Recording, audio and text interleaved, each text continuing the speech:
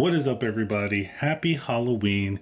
It's really a shame that the spooky season is coming to an end, but we all know that spooky season is still in our hearts 365 days a year, so it doesn't matter. But this is the last video of my Halloween special. I really appreciate you guys sticking with me through this Halloween special. I know a lot of you give me some hints, some tips and tricks, some feedback and all that stuff. I really appreciate it. I love it. The channel has been growing a lot, but you saw the title. You know what we're going to talk about. This is my top 10 2024 horror films that I'm excited to see. Number 10, Jordan Peele's Untitled movie. Now, there isn't a lot known about this next film, his fourth film. It's kind of weird. It feels like Jordan Peele has been around directing for a long time, but this is going to be the fourth feature film of Jordan Peele. And even though it hasn't been confirmed that it's going to be a horror film, there has been rumors early on in the year saying that his fourth film was going to be a horror film set during Christmas time, and that he was going to play on the Christmas genre, the Christmas movie genre, which is a movie genre that I really like. Watch out for late November, early December, where we're going to be talking about all Christmas movies. But for me, Jordan Peele has gotten better with each film that he has released. Get Out was amazing, a modern day masterpiece, if you will, very Hitchcockian at the time when it came out. I know still a lot of people really don't get the hype, because a lot of people hyped up Get Out and then they watched it, they're like, I don't get it. And it's one of those films where it's like, you know, if you experience certain things throughout your life, you might get it more than other people. And even though there is a lot of contention when it comes to his second film, Us, for me personally, I really enjoy that film, and every time I watch it, I pick up on something new. And it makes me ask different questions whether or not if Jordan Peele was trying to portray this with this certain scene. In his latest film, Nope, which I really enjoyed. It was like definitely up there in my top favorite films of 2022. And I think it's a masterpiece, another masterpiece, all three. I mean, it's so much so that I went to go buy all three on 4K. But I'm really excited to see what Jordan Peele does. I feel like at this point, he can't miss. Number 9. Trap. Trap is going to be directed by M. Night Shyamalan, and this is going to be his 16th film. He has so many. And the only thing that we know about this film is that it's going to be a psychological film set at a concert. So just with that little tiny bit of information that we got now, plus M. Night Shyamalan, you already know that it's going to be at least, the very least, interesting. And this is part of a new deal with Warner Brothers that M. Night Shyamalan has. He has been with Universal for his last couple of films. I think it was like Old, The Visit, and Knock at the Cabin, all under the Universal umbrella. And I feel like M. Night Shyamalan's last couple of films hasn't been my jam. I think the most recent one that I actually enjoyed a lot from him was The Visit. But the reason why he is on this list for me is because I grew up with M. Night Shyamalan films. I feel like his first couple of films where he got mainstream, you know, The Sixth Sense, Lady in the Water, The Village, Signs, I think those films are top tier M. Night Shyamalan films. And like I said, I grew up with him, and it was kind of like an event for my household when there was a new M. Night Shyamalan film. My mom introduced me to this director. I don't know how she got into it. I just know one day I was watching The Sixth Sense, and then I was watching The Village, and then I was watching Lady in the Water, and then I was watching Signs. Just all those films I feel like I was just watching in rotation throughout my middle school and high school age. I don't know. So I have like fondness for those films and this director in my heart. M. Night actually talked a little bit about his new movie Trap in an interview with NME, where he said, I have a new idea that I've started writing. It's out in 2024. It's very exciting. It's a thriller. It's very unusual and very new compared to what I've been trying to do recently. But I'm feeling very excited about the story, so much so that I can't wait to tell you guys. And that right there, he's saying himself that this is going to be something totally different than what he has been doing before. And that to me suggests, or at least makes me hope, that it's going to be an original story by M. Night. And I think that's where he shines the most. M. Night's most recent films have been adaptations from either short stories or just full-length novels. I feel like the last original film that we got from M. Night was Glass, and that was the encapsulation of his like Unbreakable trilogy. You had Unbreakable, Split, then Glass.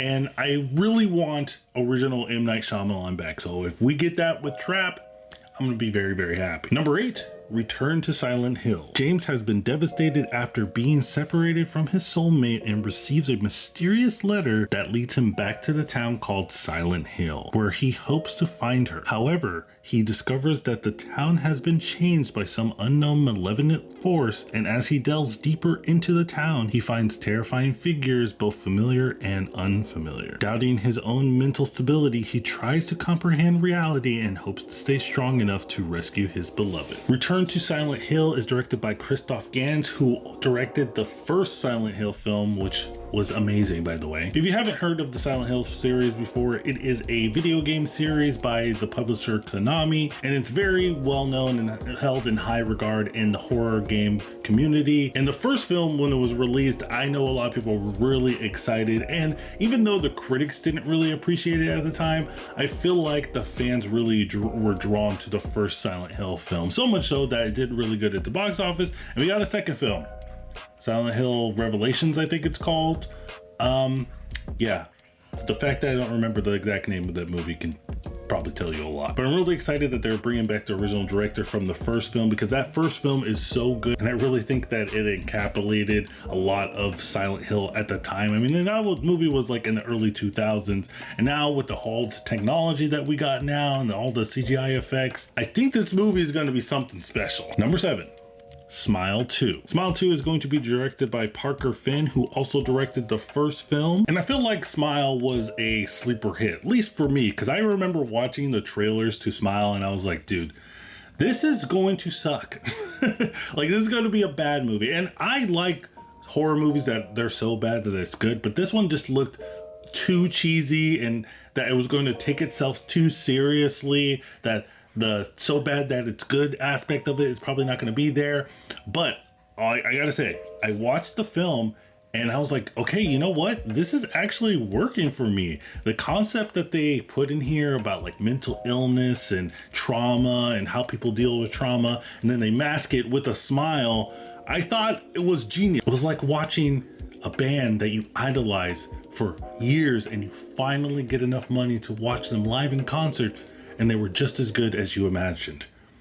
I don't know why I went with that analogy, but that's how I feel about it. And Parker Finn did an interview with Den of Geek where he said, the last thing that I ever want to do is just directly repeat myself or retread ground that I've already gone before. I want it to feel very unexpected and exciting and fresh in a way that might catch audiences off guard, and make sure that the film has a brand new bag of tricks up its sleeve. And I really like what he is saying here. You know, you always hope and wish that the sequel for a film that you really enjoyed isn't going to just do the same thing over and over again. And the fact that he wants to add new stuff and new elements to the sequel makes me think, it makes me excited as well, but makes me think that we're not going to get like a direct sequel. We're not going to probably follow the same characters that we did in the first film. Maybe it's a whole new set of people, you know, that are dealing with this smile thing, you know. Maybe it's going to be a totally different type of film entirely. Maybe it's not going to even be called Smile. So I'm really interested to see how they're going to go with this one. But Parker Finn is a newer director, and I'm really, you know, invested to what he's going to do next, because Smile was such a good film. I just can't wait. Number 6. The Watchers. 28-year-old artist Mina gets stranded in an expansive, untouched forest in West Ireland. Upon finding shelter, she unwillingly becomes trapped alongside 3 strangers who are watched and stalked by a mysterious creature each night. The Watchers is going to be directed by Isna Night Shyamalan, who is, yes, the daughter of M. Night. I feel old. I grew up watching M. Night Shyamalan movies, and now his daughter is going to be making movies. But I'm really excited because she probably grew up watching her dad's movies too. And so if she can tap into that and then translate that to screen with her own version, own twist. And this concept sounds really fun because I love creature feature films. So it's very simple premise, but they can do a lot of things with this. You know, she could do a lot of stuff. So I'm really excited to see M. Night Shyamalan's daughter, Isna, do something in the film world. But yeah, if you haven't noticed already, I'm really excited for this, even though we don't know that much about the film. The only thing that we know that, we know the director, we know the plot or synopsis a little bit, and we know that it's going to be starring Dakota Fanning and George Campbell. Dakota Fanning is amazing. So, I grew up with her too. So it's just a very nostalgia trip. Number 5, untitled Ghostbusters Afterlife sequel. So Ghostbusters Afterlife sequel is going to be directed by Gil Kane, also written by him, along with Jason Reitman, who directed the first Ghostbusters Afterlife film. And as of recording this video, there has been some rumors that are coming out that the official title has been released of the Ghostbusters movie, the new one, and it's supposed to be like Battle of the Ice Giants or something like that. I don't know the exact one. I just been seeing it thrown here and there around the internet webs. So right now it's not been officially confirmed by Sony, but it's been thrown out there that has to do something with ice, because we got a poster and it showed the Ghostbusters logo in ice. So the fact that the titles are coming out that it has something ice related is not really that much of a shocker. So, people could just make up stuff. So I could say Ghostbusters, a winter tundra, and people are like, oh hey, that might be right because the poster has ice. But if the official title does come out when this video is posted, just know that that's the movie I'm talking about, and I recorded this before that news happened. And I enjoyed Ghostbusters Afterlife. I wasn't over the moon about it, but I was excited to jump back into this world of Ghostbusters. And I think the world that Jason Reitman built and created for us is interesting, and I want them to go deeper into that. And I think we got hints and flashes of what that world would look like with this new Ghostbusters. I'm really interested to see what they're going to do, and the whole ice aspect, that sounds pretty cool to me. So I'm hyped. Number 4, Lisa Frankenstein. In 1989, a misunderstood teenage goth girl named Lisa Swalls reanimates a handsome corpse from the Victorian era during a lightning storm and starts to rebuild him into a man of her dreams. After going through a playfully horrific transformation, they embark on a murderous journey to find true love, happiness, and a few missing body parts along the way. Lisa Frankenstein is going to be directed by Zelda Williams. This is going to be her feature-length directorial debut. And yes, her name is Zelda and her last name is Williams, and she also is the daughter of the late great Robin Williams. So I am really feeling old with this list right now. We got M. Night Shyamalan's daughter is going to be directing a movie, and now we got Robin Williams' daughter directing a movie, her first feature-length film. This time is going by fast. And if you haven't seen the trailer already, well, I'm going to be playing it throughout this video so you can see it there. But I would encourage you to go push pause on this video, go watch the trailer to that movie, because it's unexpectedly looking really, really fun. And I was wondering, why does this look cool? Why does this look up my alley? I mean, who's behind this? And I looked, and I saw the writer of this film, and it's legendary writer Diablo Cody. And say what you will about Diablo Cody, some of her most recent stuff, but I feel like peak Diablo Cody, like mid 2000s, Jennifer's Body, Juno, and I still have faith in Diablo Cody that she can pull out something amazing. And this film looks like it's going to harken back to those days of, like I said, Jennifer's Body, Juno, and stuff. I really don't get that hyped for romantic comedies because it's just not my jam. Romantic comedies not really my jam, though I've watched plenty in my lifetime. I mean, I grew up in the late 90s, early 2000s. So, I mean, that's all they were playing in theaters, is rom-coms. But I think I'm more hyped that this is going to be Robin Williams' daughter, Zelda Williams' directorial debut. And this is like, her first step into being a well-known director. I mean, that's cool to me. That's like amazing. So I can't wait to see it. Number 3, Beetlejuice 2. Now, talk about a movie that has been rumored since the first one came out. Back in the freaking 90s. This movie, I feel like Tim Burton has wanted to make this movie for so long, and now he finally is back in a position where he can make Beetlejuice 2, and people, studios won't look at him like, you're the guy that directed Alice in Wonderland, right? But I think with the most recent success of the Wednesday show on Netflix, go watch it if you haven't watched it already. Tim Burton as a name has been kind of revitalized, and you're pretty much getting the entire cast back. Winona Ryder, Michael Keaton, the essentials are coming here. And even though we don't have any plot details of what this movie is going to be about, but we do know a little bit information about the film just with the cast members being cast, I guess you could say. We have Jenna Ortega. I mean, they're already saying she's Lydia's daughter. And you have Monica Bellucci playing Beetlejuice's wife. So just with those two those two people cast with those roles, my mind is swirling what this movie is going to be like, because Beetlejuice got a wife now. He was trying to make Lydia's wife, and now he has a wife. I want to know what's happening, and I really hope that he has been kind of like revitalized now that he's done Wednesday and the reception with that, and now he's gonna go do Beetlejuice 2. Who knows? We're gonna get Edward Scissorhands 2. You know, we're gonna get like another live action Frankenweenie 2. I don't know. I know a lot of people don't really like sequels, and you're like, hey, do something different, but hey, I'm all for it. If we can get peak Tim Burton again, let's do it. Number 2, A Quiet Place Day One. A Quiet Place Day One is going to be directed by Michael Soronowski, who also directed the movie Pig with Nicolas Cage. Great, weird movie that was. And this is going to be the third film in the Quiet Place franchise, as well as a spin-off, as well as a sequel or prequel. Yeah, that's confusing. And it stars Lupita Nyong'o, Joseph Quinn, Alex Wolff, just to name a few. I mean, the cast is stacked. Just with Lupita Nyong'o, you got me. You know, because anything with Lupita, I gotta watch. And The Quiet Place is one of those movies or film franchises now that when I first watched the first film of The Quiet Place, I was like, this feels like cinema. You know, I get my Martin Scorsese on it. I'm like, this feels like cinema. It feels like that Steven Spielberg feeling. You know, every time I watch a Steven Spielberg film, even if it's for the first time or not, I can feel the cinema-ness.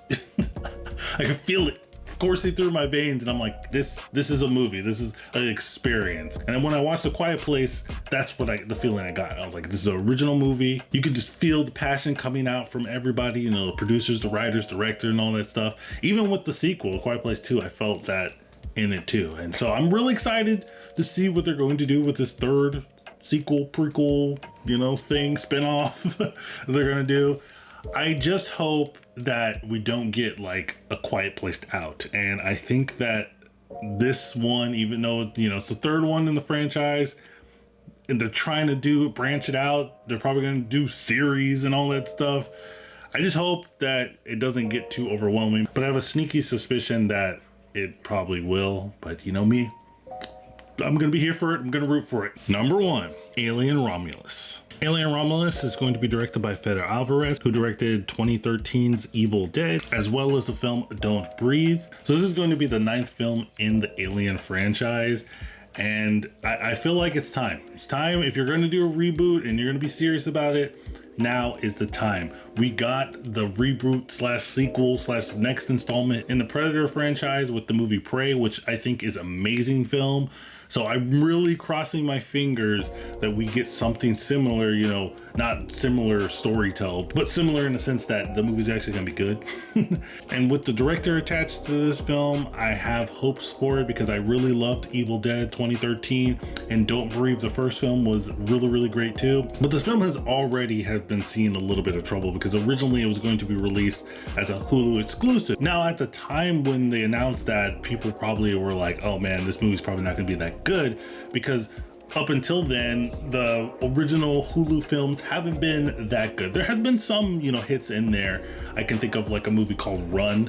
That was a really good one. And then most recently, Prey. But now I think with the success of those films, particularly Prey, they kind of want to throw this in theaters, and Disney changed their mind and said, okay, you know, Alien is going in theaters, which I do find kind of funny that they were debating if a new Aliens film, the 9th installment in the Alien franchise, was going to be streaming on VOD or in the theaters. That to me kind of like blows my mind that they were even thinking about it, but hey, they were. And they also said that this film has nothing to do with Ripley, so we're not going to be attached to that aspect of the series. So that makes me a little bit more excited because, you know, it's like a fresh slate, and the new thing that Hollywood is doing nowadays is the requels. You know, it's a sequel, but it's also a reboot at the same time, hence requel. So thank you, Scream. And that is it, guys. That is 10 horror films that are coming out in 2024 that I'm really excited to see. But of course, the most important thing that I want to know is what movies for 2024, horror movies in particular, are you excited to see? Let me know in the comments down below. And again, happy Halloween. Thank you guys for all the support during this Halloween special. I had a total blast. save for one video that I released that caused some controversy. But I really appreciate all the love and all the support, guys. Don't forget to like, subscribe, do all that stuff so we can grow the channel even more. And we're not stopping, guys. You know, I'm not gonna just turn off the channel after this time. We're gonna go into November and December and finish this year off strong. And I got some content for you guys I'm really excited to talk about, because I feel like, you know, as much as I love Halloween, and I really like Halloween, you know, just like any other basic person, I know this is controversial to say, I like Christmas just a tiny bit more. And I know that's not a popular opinion. A lot of people are like, Christmas sucks, whatever. I really like Christmas, and I feel like there's not enough people on YouTube talking about Christmas movies. So that's just a little bit of tease of what's gonna happen in the channel. Christmas time, it's coming. We're gonna be talking about some Christmas stuff, and of course, other movie stuff that I just feel like talking about, we're gonna be talking about on this channel. If you have any suggestions that you want me to talk about, movies you want me to review, let me know in the comments down below. But as always, guys, you know what to do. Keep watching movies.